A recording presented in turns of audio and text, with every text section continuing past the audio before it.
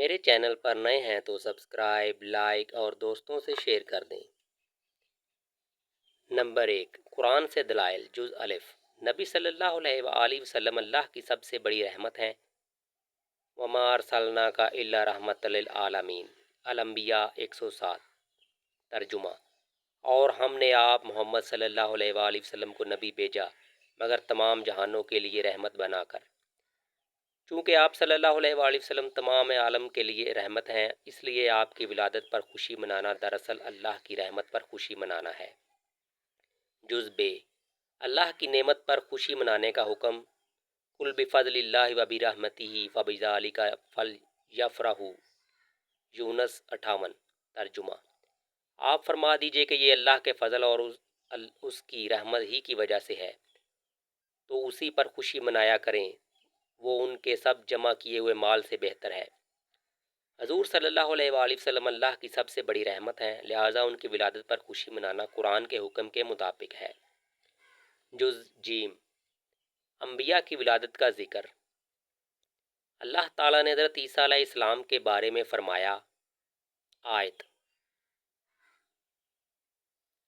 وَالسَّلَامُ عَلَيَّ یَوْمَ وُلِدتُّ وَیَوْمَ أَمُوتُ وَیَوْمَ أَبْعَثُ حَیًّا۔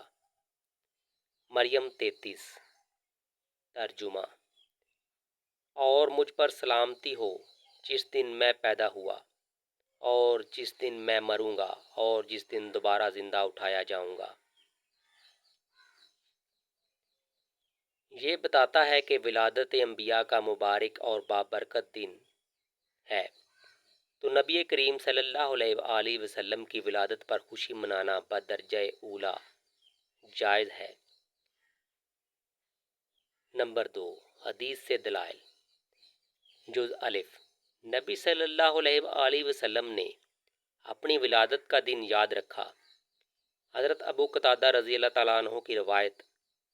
نبی صلی اللہ علیہ وآلہ وسلم سے پیر کے دن روزے کے بارے میں پوچھا گیا۔ آپ صلی اللہ علیہ وآلہ وسلم نے فرمایا، یہ وہ دن ہے جس میں میری پیدائش ہوئی، اور اسی دن مجھ پر وحی نازل ہوئی۔ صحیح مسلم 1162۔ اس سے ثابت ہوا کہ آپ صلی اللہ علیہ وآلہ وسلم نے اپنی ولادت کے دن کو یادگار بنایا۔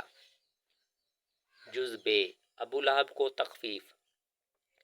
صحیح بخاری میں آتا ہے، ابو لہب کو مرنے کے بعد ہر پیر کے دن عذاب میں کمی ملتی ہے، کیونکہ اس نے آپ صلی اللہ علیہ وآلہ وسلم کی ولادت کی خوشی میں اپنی لونڈی صوبیہ کو آزاد کیا تھا۔ اگر ایک کافر کو نبی صلی اللہ علیہ وآلہ وسلم کی ولادت کی خوشی پر فائدہ ملا تو مومن اگر خوشی منائے تو اجر ضرور پائے گا۔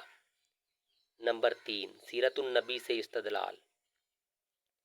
آپ صلی اللہ علیہ وآلہ وسلم نے خود اپنے نواسے حضرت حسین رضی اللہ تعالیٰ عنہ کی ولادت پر خوشی کا اظہار کیا اور ان کے کان میں اذان دی، عقیقہ کیا اور اللہ کا شکر ادا کیا۔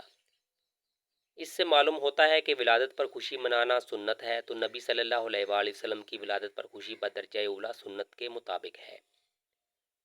نمبر 4، ائمہ علماء اہل سنت کے اقوال۔ حافظ ابن حجر عسقلانی، شارح بخاری۔ میلاد منانے کی اصل یہ ہے کہ حضور صلی اللہ علیہ وآلہ وسلم کی ولادت کے دن صدقہ اور ذکر کیا جائے۔ اگر یہ خالص نیت سے ہو تو یہ عمل مستحسن ہے۔ فتاویٰ ابن حجر۔ امام جلال الدین سیوطی رحمۃ اللہ علیہ۔ میلاد النبی صلی اللہ علیہ وآلہ وسلم کو منانا ایک اچھی بدعت ہے، کیونکہ اس میں قرآن پڑھنا، ذکر کرنا اور نبی صلی اللہ علیہ وآلہ وسلم کی ولادت پر خوش ہونا شامل ہے۔ الحاوی للفتاویٰ، جلد اول۔ امام ابن حجر حیتمی مکی رحمۃ اللہ علیہ۔ میلاد کے محافل اگر ذکر، قرآن اور صدقات پر مشتمل ہوں تو یہ برکت اور خیر کا باعث ہیں۔ الفتاویٰ کبریٰ۔ شاہ عبد الحق محدث دہلوی، محدث ہند۔ اہل اسلام ہمیشہ سے میلاد شریف کی محفل کرتے آئے ہیں، یہ عمل باعث برکت و رحمت ہے۔ ما ثبت بسند۔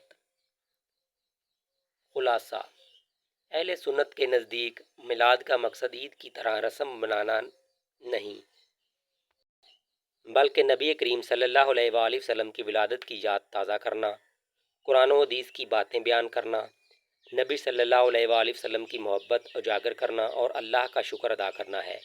یہ سب جائز بلکہ باعث اجر ہیں، بشرطے کہ اس میں ناجائز رسومات شامل نہ ہوں۔